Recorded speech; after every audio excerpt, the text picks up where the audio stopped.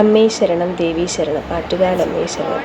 അപ്പോൾ ഈ വർഷത്തെ ആറ്റുകാൽ പൊങ്കാലയുടെ ഭാഗമായിട്ട് ഞങ്ങൾ തലേദിവസം രാത്രി, അതായത് 12-ാം തീയതി, എൻ്റെ അച്ഛൻ്റെ ഓഫീസിലാണ് ഞങ്ങൾ ഈ വർഷം പൊങ്കാല ഇടുന്നത്. അച്ഛൻ്റെ ഓഫീസിൻ്റെ അവിടെ തന്നെ അവരെല്ലാം സൗകര്യങ്ങളൊക്കെ ഉണ്ട്. അവിടെ ഓഫീസിൻ്റെ താഴത്തെ ഹാളാണ്. അപ്പോൾ ഞങ്ങൾ വൈകിട്ട് അവിടെ എത്തിയിട്ട് ആദ്യം തന്നെ അടുപ്പിന് കല്ലെടുക്കാൻ വേണ്ടി പോവുകയാണ്. സ്റ്റാച്യൂലാണ് അച്ഛൻ്റെ ഓഫീസ് വരുന്നത്. അപ്പം ഞാനും അമ്മയും അമ്മൂമ്മയും മാമിയും മാമൻ്റെ മോനും ഒക്കെ ഉണ്ടായിരുന്നു. ഞങ്ങളവിടെ നിന്ന് കല്ലൊക്കെ എടുക്കാൻ പോയി. അതിൻ്റെ വഴിയിലൊക്കെ ഒരുപാട് ആൾക്കാർ കല്ലൊക്കെ പിടിച്ചിട്ടുണ്ടായിരുന്നു. അപ്പോൾ അവിടെ പോയിട്ട് കല്ലൊക്കെ നോക്കി. ഒരു കല്ലിന് ഒരു സെറ്റ് അടുപ്പിന്, അതായത് ഒരു കല്ലിന് 20 രൂപ വെച്ച്, അങ്ങനെ ഒരടുപ്പിന് 60 രൂപയായിരുന്നു. ഞങ്ങളവിടെ നിന്ന് 4 അടുപ്പത്തേക്ക് വേണ്ടി കല്ലെടുത്തിട്ട് അവിടെ ഓഫീസിൻ്റെ ഫ്രണ്ടിൽ കൊണ്ട് അടുപ്പൊക്കെ വച്ചു. എന്നിട്ട് അവിടെ നിന്ന് ഇറങ്ങി ഞങ്ങൾ വെറുതെ എന്തായാലും നേരത്തെ വന്നതിൽ 7-7:30 ആയപ്പോൾ എത്തിയത്. അപ്പോൾ വിചാരിച്ച് പത്മനാഭസ്വാമി ക്ഷേത്രത്തിലും പഴവങ്ങാടിയിലൊക്കെ പോയി തൊഴുവാം, പിന്നെ അവിടുത്തെ കാഴ്ചകളൊക്കെ കാണാമെന്ന് ഇറങ്ങി. വിജയലക്ഷ്മിയുടെ ഫ്രണ്ടിലാണ്. അടിപൊളിയായിരുന്നു കേട്ടോ. തിരുവനന്തപുരം നഗരം എല്ലാം അലങ്കരിച്ച്. എല്ലാ വർഷവും അങ്ങനെയാണ്. ഞങ്ങൾ എല്ലാ വർഷവും പൊങ്കാലയ്ക്ക് പോകാറുണ്ട്.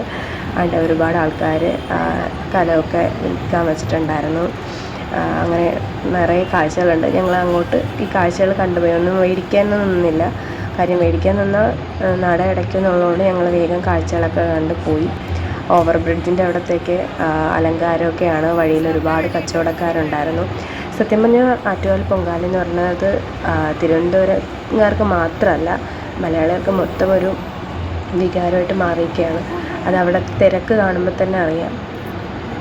പല നാട്ടിൽ നിന്നുള്ള ആൾക്കാരും പൊങ്കാലയ്ക്ക് വേണ്ടി വരുന്നുണ്ടായിരുന്നു. അത് തലേദിവസം മാത്രമല്ല, അതിന് മുന്നേ തലേക്കും തലേദിവസം ഞങ്ങളിവിടെ തൊഴാൻ പോയപ്പോൾ തലേക്കും തലേ ദിവസമേ അവിടെ വിറവും അടുപ്പൊക്കെ ആയിട്ട് ആൾക്കാർ ഉണ്ടായിരുന്നു. അങ്ങനെ ഞങ്ങൾ നടന്ന് പഴവങ്ങാടിയുടെ ഫ്രണ്ടിലെത്തി. ക്ഷേത്രം അടിപൊളിയായിട്ട് അലങ്കരിച്ച ക്ഷേത്രവും ക്ഷേത്രത്തിൻ്റെ ചുറ്റും എല്ലാം അടിപൊളിയായിരുന്നു. കാണാൻ വേണ്ടി ഭയങ്കര ഭംഗിയുള്ള കാഴ്ചയായിരുന്നു. ആറ്റുകാൽ പൊങ്കാലയ്ക്ക് വരാത്തവർ ഒരു തവണയെങ്കിലും വരണം. അത് ഭയങ്കര ഒരു മനസ്സിനൊരു സന്തോഷം നൽകുന്നൊരു കാഴ്ചയാണ്. അങ്ങനെ ഞങ്ങൾ പഴവങ്ങാടിയിലെത്തി. നല്ല തിരക്കുണ്ടായിരുന്നു. നട അടയ്ക്കാറൊക്കെ ആയായിരുന്നു. ഞങ്ങളവിടെ കയറി തേങ്ങയൊക്കെ ഉടച്ച് ഗണപതി ഭഗവാനെ കണ്ട് തൊഴുത് അവിടെ നിന്ന് ഇറങ്ങി പത്മനാഭസ്വാമി ക്ഷേത്രത്തിൻ്റെ ഫ്രണ്ടിലെത്തി. രണ്ടും അടുത്തടുത്താണ്. അപ്പോൾ ഞങ്ങളവിടെ നടന്ന് നല്ല തിരക്കായിരുന്നു. പത്മനാഭസ്വാമി ക്ഷേത്രത്തിൻ്റെ ഫ്രണ്ടിലും നിറയെ തിരക്കും കച്ചവടക്കാരും ലൈറ്റും ഒക്കെ ആയിരുന്നു. അവിടുത്തെ പത്മനാഭസ്വാമി ക്ഷേത്രത്തിൻ്റെ ഫ്രണ്ടിലെ ആറ്റുകാലമ്മയ്ക്ക് സ്വീകരണത്തിനുള്ള ഇതാണ് അവിടെ കണ്ടത്. നമ്മൾ നട അടച്ചോ ഇല്ലയെന്ന് ഞങ്ങൾക്ക് അറിയത്തില്ലായിരുന്നു. ഞങ്ങൾ കുറേ ആൾക്കാരെല്ലാം ഫ്രണ്ടിലോട്ട് നടക്കുന്നുണ്ടായിരുന്നു. അപ്പോൾ നമ്മൾ വിചാരിച്ച് നട അടച്ചിട്ടില്ല എന്ന്. അങ്ങനെ നടന്നിരുന്ന് ഫ്രണ്ടിൽ എത്തിയപ്പോഴാണ് മനസ്സിലായത് നട അടച്ചെന്ന്. അങ്ങനെ എന്താണ് ഇവിടെ തിരക്കെന്നറിയാൻ വേണ്ടി നോക്കിയപ്പോൾ ഒരു നീണ്ട ക്യൂ കണ്ടു. അവിടെ രാത്രി ഫുഡ് കൊടുക്കുന്നുണ്ടായിരുന്നു. അങ്ങനെ ഞങ്ങൾ അവിടെ നിന്ന് ഫുഡ് വാങ്ങിച്ച് കഴിച്ചിട്ട് തിരിച്ച് പോകാൻ വേണ്ടി തിരിച്ചിറങ്ങി. നടന്ന് അവിടെ നിന്ന് കൃഷ്ണൻ്റെ കുറേ വിഗ്രഹം വിൽക്കുന്ന ആൾക്കാരെ കണ്ടു. പിന്നെ പൂ മേടിച്ചു പിറ്റേ ദിവസം വയ്ക്കാൻ വേണ്ടി. പിന്നെ ഞങ്ങൾ തിരിച്ചു പോകുമ്പോൾ സാധനം മേടിക്കാമെന്നും പറഞ്ഞ് ഇറങ്ങിയത്. അപ്പോൾ തിരിച്ച് പോയപ്പോൾ സാധനങ്ങൾ മേടിക്കാൻ പല സ്ഥലത്ത് നിന്നായിരുന്നു. വഴിയിൽ ഒരുപാട് സ്ഥലത്ത് സ്വീകരണവും പാട്ടും ഒക്കെ ഉണ്ടായിരുന്നു. അങ്ങനെ നടന്നപ്പോഴാണ് കിഴക്കേക്കോട്ടയുടെ ഫ്രണ്ടിൽ വിളക്ക് കെട്ട് കണ്ടത്. ആറ്റുകാൽ ക്ഷേത്രത്തിലോട്ട് പോകുന്ന വിളക്ക് കെട്ടാണ്. വളരെ മനോഹരമായിട്ട രീതിയിൽ ഉണ്ടാക്കിയ ഒരു വിളക്ക് കെട്ടായിരുന്നു അത്. കുറച്ച് നേരം നിന്നത് കണ്ടായിരുന്നു. ഈ നെയ്യാറ്റിൻകരയിൽ നിന്നും അങ്ങനെ ദൂര സ്ഥലത്തു നിന്നൊക്കെയാണ് വിളക്കേട്ടും കൊണ്ട് ആൾക്കാർ വരുന്നത്. അങ്ങനെ ഞങ്ങൾ അവിടെ നിന്ന് കുറച്ച് നേരം വിളക്കേട്ടൊക്കെ കണ്ടിട്ട് ഞങ്ങൾ നടന്നു. കുറേ സ്ഥലങ്ങളിൽ നാടൻപാട്ടും പ്രോഗ്രാമുകളും ഒക്കെ ഉണ്ടായിരുന്നു. അങ്ങനെ കിഴക്കേക്കോട്ടയുടെ ഫ്രണ്ടിൽ എന്തോ പാട്ടിൻ്റെ നടക്കുന്നതാണ്. ഭയങ്കര തിരക്കായിരുന്നു അവിടെ. കുറച്ച് നേരം അവിടെ നിന്നിട്ട് ഞങ്ങൾ പിന്നെ അവിടെ നിന്ന് നടന്ന് വീണ്ടും പഴവങ്ങാടിയിൽ കഴിഞ്ഞ് അവിടെ നിന്ന് പിന്നെ സാധനങ്ങൾ, പൊങ്കാലയ്ക്ക് വേണ്ടുന്ന സാധനങ്ങൾ മേടിക്കാൻ വേണ്ടി നിന്നു. അരി, ശർക്കര, ഏലയ്ക്ക, പഴം, അങ്ങനെ കുറേ സാധനങ്ങളൊക്കെ മേടിച്ചിട്ട് ഞങ്ങൾ തിരിച്ച് അവിടെ എത്തി. ഞങ്ങൾ പൊങ്കാലിരുന്ന സ്ഥലത്തിൻ്റെ അടുത്തുള്ളൊരു കടയിൽ കയറി. നമ്മൾ നല്ല ക്ഷീണിച്ചായിരുന്നു നടന്ന്. അപ്പം ഞാൻ ഒരു ഷേക്കും അമ്മ മുന്തിരി ജ്യൂസും അപ്പു കുറുക്കി സർബത്തും ഒക്കെ കുടിച്ചിട്ട് ഞങ്ങൾ അവിടെ നിന്ന് തിരിച്ചെണീറ്റ് പിന്നെ സാധനങ്ങൾ കുറച്ച് വാങ്ങാനുണ്ടായിരുന്നു. അത് അമ്മമ്മയും മാമിയും കൂടെ പോയി മേടിച്ചിട്ട് ഞങ്ങൾ തിരിച്ച് റൂമിൽ എത്തി. 11 മണിയായപ്പോഴാണ് കിടന്നുറങ്ങിയത്. എന്നിട്ട് രാവിലെ എണീച്ച് റെഡിയായി കുളിച്ച് ഫ്രഷായി. അവിടെ നമ്മൾ നിന്നെടുത്ത് തന്നെ ബാത്റൂമും എല്ലാ സൗകര്യങ്ങളും ഉണ്ടായിരുന്നു. അപ്പോൾ ഞങ്ങൾ കുളിച്ച് റെഡിയായി അവിടെ നിന്ന് ഇറങ്ങി. ഞങ്ങളൊരു 6 മണിയൊക്കെ ആയപ്പോൾ എണീറ്റ്. അതിന് മുന്നേ 4 മണിക്ക് ഇവിടെ ബഹളമായിരുന്നു. എന്നിട്ട് അവിടെ അടുത്ത് കല്ലമ്മൻ ദേവി ക്ഷേത്രമുണ്ട്, അവിടെ പോയി തൊഴുത് ഐശ്വര്യമായിട്ട് ദേവിയെ കണ്ട് തൊഴുതിട്ട് അവിടെ നിന്ന് ഇറങ്ങി ചായ കുടിക്കാൻ വേണ്ടി പോയി. ഈ ഫുഡ് കൊടുക്കണതൊന്നും ചായ അങ്ങനെ കൊടുക്കുന്നില്ല, അതുകൊണ്ട് ചായ കുടിക്കാൻ പോയി. അപ്പോൾ തന്നെ രാവിലെ ഇതാ എല്ലാവരും അടുപ്പൊക്കെ റെഡിയാക്കി കലങ്ങളൊക്കെ വെച്ച് റെഡിയായിരിപ്പുണ്ടായിരുന്നു. തിരക്കുള്ള ഇതായിരുന്നു. അപ്പോഴാണ് അവിടെ ഒരു ക്യൂ കണ്ടത്. അതെന്തിനാണെന്ന് നോക്കിയപ്പോൾ അവിടെ രാവിലത്തെ പ്രഭാത ഭക്ഷണ വിതരണമായിരുന്നു, അതിനുള്ള ക്യൂ ആയിരുന്നു. ഞങ്ങൾ പിന്നെ അവിടെ നിന്ന് കുറച്ച് സാധനം പാലൊക്കെ മേടിക്കണം, അതിനാണ് ഇറങ്ങിയത്. പിന്നെ അവിടെ നിന്ന് ഒരു ചായയൊക്കെ കുടിച്ച്, അമ്മ ഒരു ചായയും ഞാനും അപ്പം കോഫിയാണ് കുടിച്ചതൊക്കെ. കുടിച്ചതിന് ശേഷം ഞങ്ങൾ തിരിച്ച് ഞങ്ങൾ പൊങ്കാലയുടെ അടുത്തെത്തി, സാധനങ്ങളൊക്കെ മേടിച്ചിട്ട് പൊങ്കാലയുടെ സ്ഥലത്തെത്തി. അവിടെ ചെന്നപ്പോൾ മാമിയും അമ്മൂമ്മയൊക്കെ ഞങ്ങൾക്ക് ഇഡ്ഡലി സാമ്പാറൊക്കെ വാങ്ങിച്ച് വെച്ചിട്ടുണ്ടായിരുന്നു അവിടെ കൊടുക്കുന്ന സ്ഥലത്തുനിന്ന്. അത് കഴിച്ചതിന് ശേഷം പിന്നെ പൊങ്കാലയ്ക്ക് വേണ്ടിയുള്ള പ്രിപ്പറേഷൻസ് ആയിരുന്നു.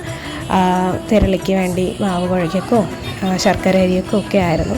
പിന്നെ അവിടെ ഒരു മെഡിക്കൽ ക്യാമ്പ് ഉണ്ടായിരുന്നു, അവിടെയും ജസ്റ്റ് ഒന്ന് പോയി നോക്കിയിട്ട് തിരിച്ചടുപ്പിൻ്റെ അടുത്തെത്തി. അപ്പോൾ പൊങ്കാല അടുപ്പ് കത്തിക്കാനുള്ള സമയമായിരുന്നു. അങ്ങനെ കലമൊക്കെ കഴുകി ഞങ്ങൾ റെഡിയായി നിന്നു. അപ്പോഴത്തേക്കും ഇവിടെ ഞങ്ങൾ ന്യൂസ് നോക്കിക്കൊണ്ട് കേട്ടോ ഇപ്പോൾ കത്തിക്കുമെന്ന്. അപ്പോൾ പൊങ്കാല അടുപ്പ് കത്തിച്ച് തീ പകർന്ന് ഞങ്ങൾ ഈ വർഷത്തെ പൊങ്കാലയ്ക്ക് തീ പകർന്ന് വളരെ സന്തോഷകരമായിട്ട് രീതിയിൽ തീയൊക്കെ പകർന്നായിരുന്നു. ഭയങ്കര വെയിലുണ്ടായിരുന്നു, എന്നാലും നമുക്ക് സാധാ ഉള്ള ചൂടിന് അത്ര ഇത് ഭയങ്കര പ്രശ്നം തോന്നിയില്ല. സത്യം പറഞ്ഞാൽ ഞങ്ങൾ നിന്നിടത്ത് പൊങ്കാല കുറവായിരുന്നു കേട്ടോ. കുറച്ച് ഞങ്ങൾ 4 അടുപ്പ്, പിന്നെ തൊട്ടടുത്ത് കുറച്ചടുപ്പ് അങ്ങനെയുള്ളായിരുന്നുള്ളൂ. എല്ലാം റോഡ് സൈഡിലായിരുന്നു. ഞങ്ങൾ നിന്നിടത്ത് വലിയ പൊങ്കാലകൾ ഇല്ലാത്തത് കൊണ്ട് തന്നെ ആ പുകയും ചൂടും എല്ലാം കൂടി ഇങ്ങോട്ട് വരുന്നില്ല, ഞങ്ങളത് മാത്രമേ ഉള്ളായിരുന്നുള്ളൂ. അതുകൊണ്ട് വലിയ ബുദ്ധിമുട്ടൊന്നും ഞങ്ങൾക്ക് നേരിടേണ്ടി വന്നില്ല. പിന്നെ അവിടെ നിന്ന് അടുപ്പൊക്കെ ചെയ്ത് ഞാൻ പഞ്ചരസമാണ് ഇട്ടത്, അമ്മുമ്മ പൊങ്കാലയും മാമിയും അമ്മയും പായസമാണ് ഇട്ടത്. അങ്ങനെ പൊങ്കാലയുടെ ഇതെല്ലാം തുടങ്ങി.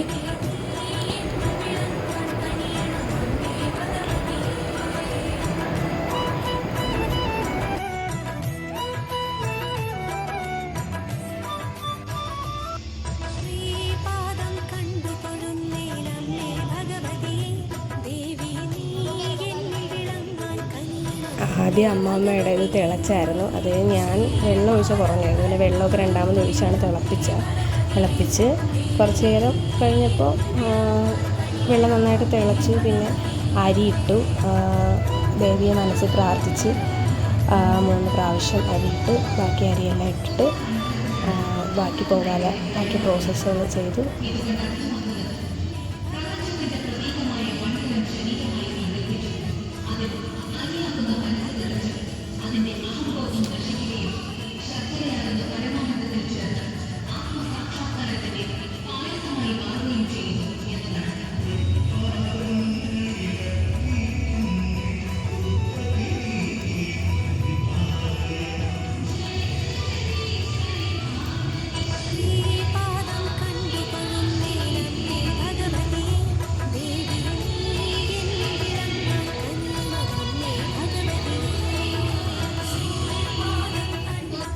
അങ്ങനെ കുറച്ച് സമയത്തെ കാത്തിരിപ്പിന് ശേഷം എൻ്റെ പൊങ്കാലയും തിളച്ച് തൂവാൻ തുടങ്ങി. പൊങ്കാല തിളച്ച് കളയുന്നതാണ് ഐശ്വര്യം എന്നാണ് ഒരു പൊങ്കാലയുടെ ഒരു ഇത് പറയുന്നത്. അപ്പോൾ സാധാരണ എൻ്റെ പൊങ്കാല തിളച്ച് കളയാറില്ല, കളഞ്ഞാൽ തന്നെയും കഷ്ടപ്പെട്ട് കത്തിച്ച് കുറച്ച് കാണും കളഞ്ഞാലായി. പക്ഷേ ഈ വർഷം എൻ്റെ പൊങ്കാല 4 സൈഡിലും കളയുന്നുണ്ടായിരുന്നു. അങ്ങനെ തിളച്ച് കളഞ്ഞ് ഭയങ്കര സന്തോഷത്തിൽ, അതായത് നമ്മൾ പൊങ്കാല തിളച്ച് കളയുമ്പോൾ ദേവിക്കത് സമർപ്പിച്ചു, ദേവി അത് സ്വീകരിച്ചു, അങ്ങനെയാണ് വിശ്വാസം. അങ്ങനെയാണ് ഈ തിളച്ച് കളയുന്നതിൻ്റെ ഒരിത് പറയുന്നത്.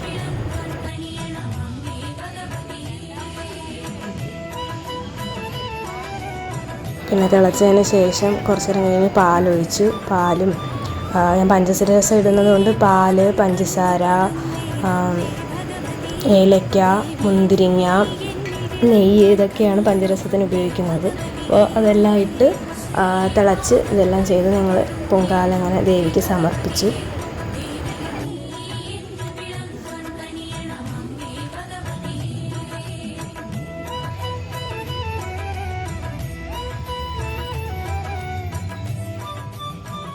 ഞങ്ങൾ 4 പേരെയും പൊങ്കാലയും പായസമൊക്കെ റെഡിയായതിനു ശേഷം ഞങ്ങളിവിടെ നിന്ന് ഫുഡ് ഉണ്ടായിരുന്നു QRSൻ്റെ അവിടെ. അങ്ങനെ അത് കഴിക്കാമെന്ന് പറഞ്ഞ് അവിടെ നിന്ന് ഇറങ്ങി നടന്നു. അപ്പോൾ എല്ലായിടത്തും പൊങ്കാലയൊക്കെ കഴിഞ്ഞ് ആൾക്കാർ ഇരിപ്പുണ്ടായിരുന്നു. ഇനി നിവേദ്യത്തിന് വേണ്ടിയുള്ള കാത്തിരിപ്പാണ്. ഞങ്ങളങ്ങനെ അവിടെ നിന്ന് ഫുഡൊക്കെ കഴിച്ചിട്ട് തിരിച്ച് അതുവഴിയൊക്കെ നടന്നു. പല സ്ഥലങ്ങളിലും പല സംഭവങ്ങളും കൊടുക്കുന്നുണ്ടായിരുന്നു. ഭീമയുടെ അവിടെ ഈ ഫുഡുകൾ കൊടുത്തു. പിന്നെ അത് കഴിഞ്ഞ് കാത്തിരുന്നതിന് ശേഷം ഞങ്ങൾക്ക് നേദിക്കാൻ 1:15 നേദിക്കാൻ വന്നു. അവിടെ അടുത്തുള്ള കളിമന്തി ക്ഷേത്രത്തിൽ തന്നെ പോറ്റിയാണ് വന്നത് നേദിക്കാൻ വേണ്ടി. അങ്ങനെ ഈ വർഷത്തെ പൊങ്കാല ദേവിയുടെ പാദങ്ങളിൽ സന്തോഷപൂർവ്വം അർപ്പിച്ചിട്ട് ഞങ്ങൾ നേദ്യമൊക്കെ കഴിഞ്ഞ് ഞങ്ങളൊരു 3 മണിയൊക്കെ ആയിട്ടാണ് ഇറങ്ങിയത് അവിടെ നിന്ന്. അല്ലെങ്കിൽ ഭയങ്കര ബ്ലോക്കാണെന്ന് വെച്ചാൽ എന്നിട്ടും ഒരു കാര്യമില്ലായിരുന്നു. ഞങ്ങൾ ഇറങ്ങിയപ്പോൾ തൊട്ട് തുടങ്ങിയ ബ്ലോക്കാണ്. 1.5 മണിക്കൂറെടുത്ത് എത്താൻ വേണ്ടി. 4 മണിയായി എത്തിയപ്പോൾ നല്ലോണം ക്ഷീണിച്ചായിരുന്നു. പൊങ്കാല ഇട്ടതിനെക്കാട്ടിയും ക്ഷീണം. പൊങ്കാല ഇട്ട് ആ വെയിൽ കൊണ്ടൊന്നും വലിയ ക്ഷീണമില്ലായിരുന്നു. അതിനെക്കാട്ടിയും ക്ഷീണമായിരുന്നു വീട്ടിൽ എത്താനുള്ള ബ്ലോക്ക്. എന്തായാലും സന്തോഷവും പൊങ്കാല എടുത്തത്.